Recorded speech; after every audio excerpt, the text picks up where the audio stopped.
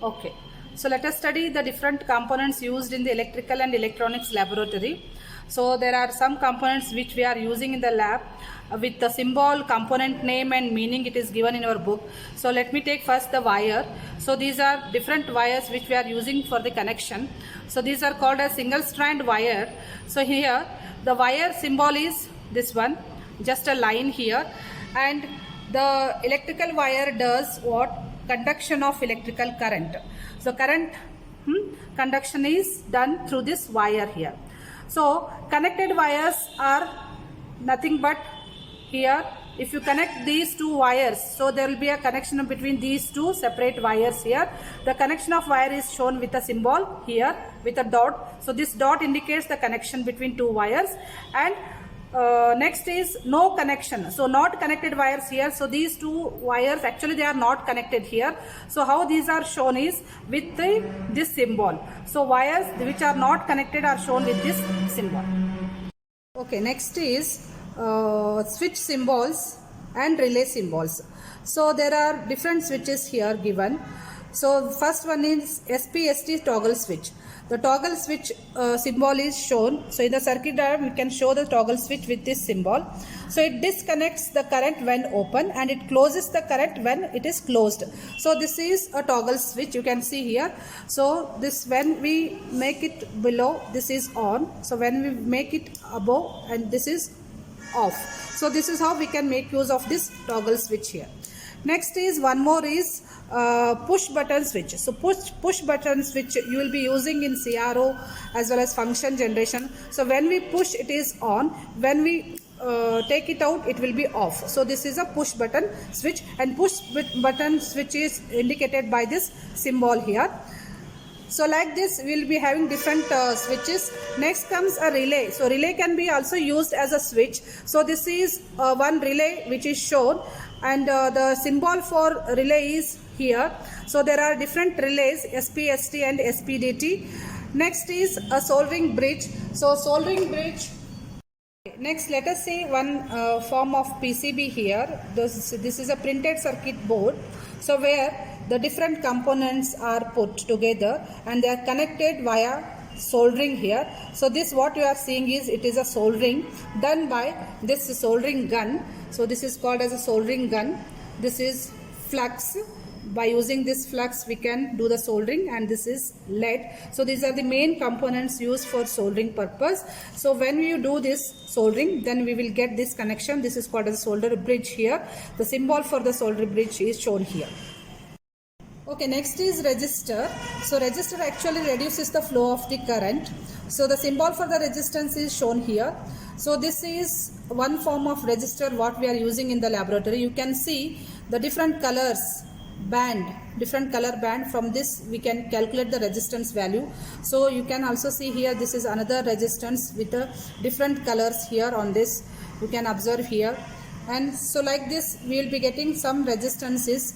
And next is another symbol for resistor is also shown. When we can use the resistor in the circuit diagram, we can write the resistance with this symbol or with this symbol. And next is potentiometer. So this is a potentiometer which we can adjust the value of the resistor here. So it is an adjustable resistor which has 3 terminals.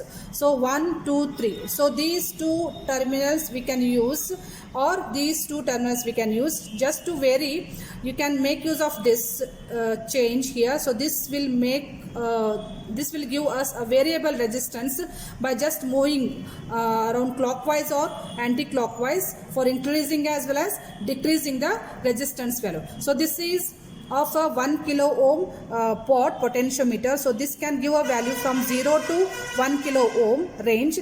Then one more potentiometer we can see here. So this is also a potentiometer with 3 terminals, and the value is different here. You can see it is 50 kilo ohm. So that shows that we can get the variable resistor from 0 to 50 kilo ohm by using this pot, by just varying this knob here. Okay, next comes a variable resistor. One more variable resistance what we can use in our lab is decayed resistance box. So this decayed resistance box changes in a value in 10 in the range of 10 here. So by seeing this, you can see this, we can vary this resistance value from 1 ohm to 10 ohm. So by just putting this knob in a different position here, we can get from 1 to 10 ohm. So if you select this, so this will give us 10 ohm to 10 into 10, 100 ohm. Like this one gives us 100 ohm to 1000 ohm. So in a variation of this knob here.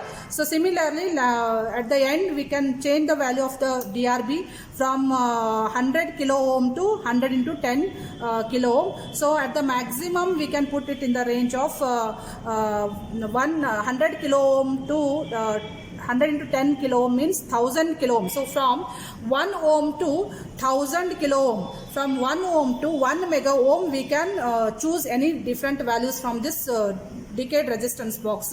So that can be shown with the help of this symbol here. So these are some different resistances we are using in our laboratory. Okay, next we have a capacitor here. So the capacitor symbol is this one. In the circuit diagram we are using this symbol to show the capacitor, and this is also another one. So capacitor, actually it is used to store the electrical charge, and also it acts as a short circuit with AC and open circuit with DC here. So here there are some different capacitors here. So these two are fixed capacitors. So this is electrolytic capacitor, this is ceramic capacitor. So electrolytic capacitor will be having positive as well as negative here.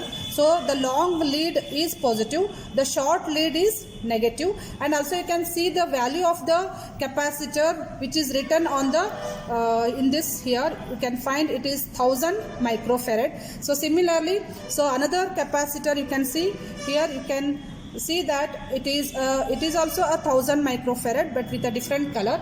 So another one, the value of this is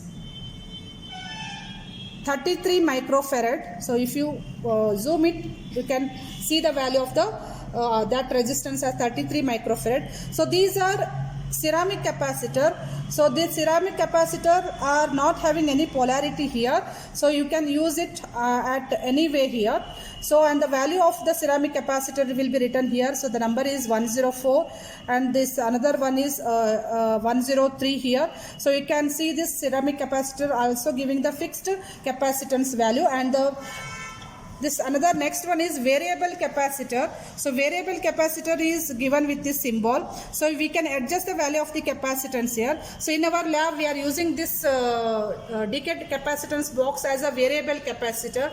We can fix at any value from this capacitor, decayed capacitor. So by using these two terminals where we can connect positive as well as negative, which gives a different values of resistance when we put it in a different position here. Suppose if we want to take capacitor in terms of microfarad, we can make use of this. So this gives capacitor value from 1 microfarad to 10 microfarad by choosing different positions. Suppose if I keep it at 2, it gives 20 microfarad. Suppose if I keep it at 5 here, it gives 50 microfarad. So like this you can vary this. So this gives in 1 microfarad range, this gives in 100 kilo picofarad range. So like this, so we can get a different value of the capacitance which are changing from 1 microfarad to 100 into 10 picofarad. So these ranges of capacitance values we can choose, we can use it for our circuitry.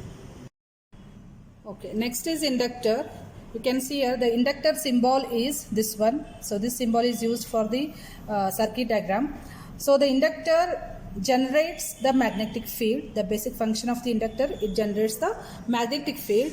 So this is one type of inductor.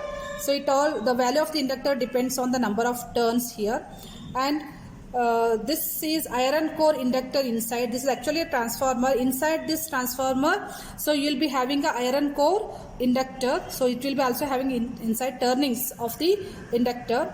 Next, another one is variable inductor. Variable inductor will be having different values of inductance. So it all depends on the different positions of this inductance box here. So it varies, it changes in terms of decade. So that is why in 10 times. So here it is multiplied with 10. So from 1 to 10 microfarad you can get. So in terms of 10, so it is changing the value. That is what is called as a decade inductance box here. So you can observe the inductance is measured in terms of Henry. So this one is 10 microhenry. So from 1 microhenry, 10 microhenry range it is. So one is 10 microhenry, 2 is, if you keep it at 2, it is 20 microhenry. So like this, so you can get 10 into 10, 100 microhenry. So this is how we can choose different value of the inductance here. So like this here, the range is from 10 microhenry to 1 Henry. 1 Henry here, we can also vary up to 10 Henry here. So this is a range of the inductance. So that is why it is called as a variable inductor. So these are different inductors we are using in our lab. Okay, next we have a power supply symbols here. So in power supply symbols we study voltage source symbol. So this is a DC voltage source symbol where we can see the symbol plus and minus, and this generates a constant voltage. For example, we have a constant voltage source in our lab. So you can see this. So this can generate plus 5 volt. If you connect here, we get plus 5 volt. If we connect here, we get minus 15 volts. If we connect here, we get plus 15 volts. Like this, we can get a constant voltage from this source here. Similarly, we have AC voltage source. So AC voltage source symbol is given here. You can see this, there is a sine wave shown. So this indicates it is a AC voltage source. So we have one AC voltage source. So this is, we call it as a function generator or signal generator, which generates a different AC signals here. So here we can get sinusoidal signal, square wave, triangular wave with a different range of frequencies. Okay, so with a different amplitude. So we are going to get a AC signal here. So AC signal source symbol is shown here. Next is battery. So battery is consisting of one cell or more than one cell. So for one cell, so this is the symbol which has positive as well as negative. So this will be having positive terminal as well as negative terminal. You can see this on the cell. So you can observe. So positive will be indicated, positive and negative will be indicated on the cell itself. So if you connect such cells in series, then we call it as a battery. So here it is internally it is connected with the different cells in series. So it is a 9 volt battery. So it is written here. You can see this 9 volt battery it is, and it is denoted by plus and minus, positive and negative terminals we can make use to connect it in the circuit diagram.